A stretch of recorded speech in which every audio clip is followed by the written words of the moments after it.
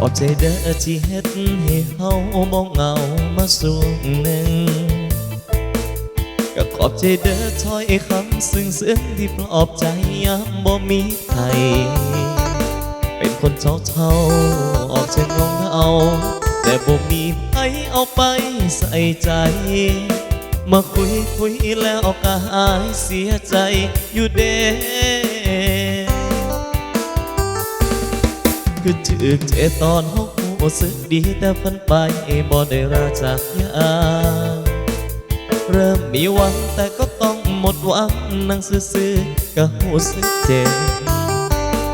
บบ่เคยจำยอดว่าใจง่ายพอสิหักให้ก็ใจอักเสบเขาก็ไปตามสเต็ปแต่เฮาเสือกจริงจังอีหลีขอบใจเด้อที่มาเฮ็ดให้เพลอคิดว่าเฮาเป็นคนสำคัญ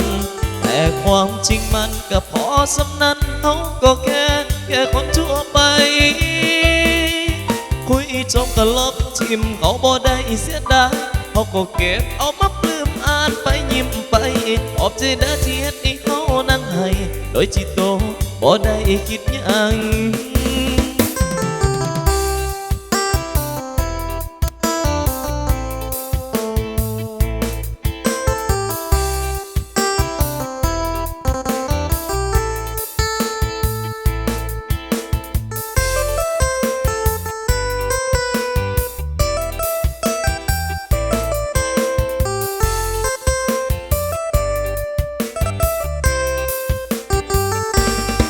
คือถึกเจตอนหกหูสึกดีแต่พันไป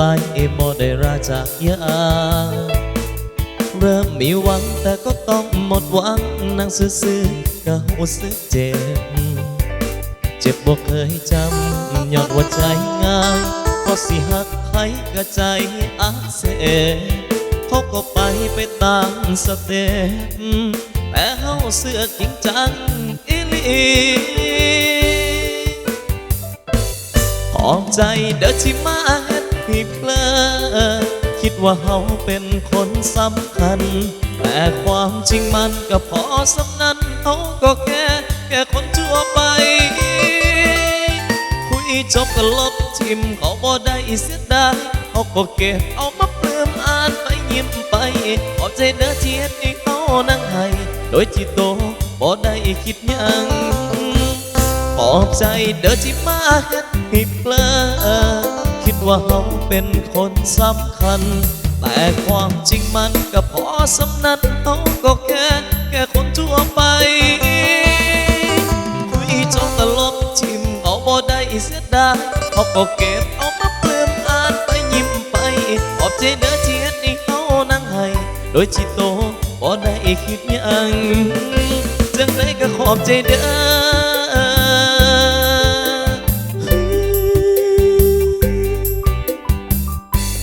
ขอบใจโตอีหลี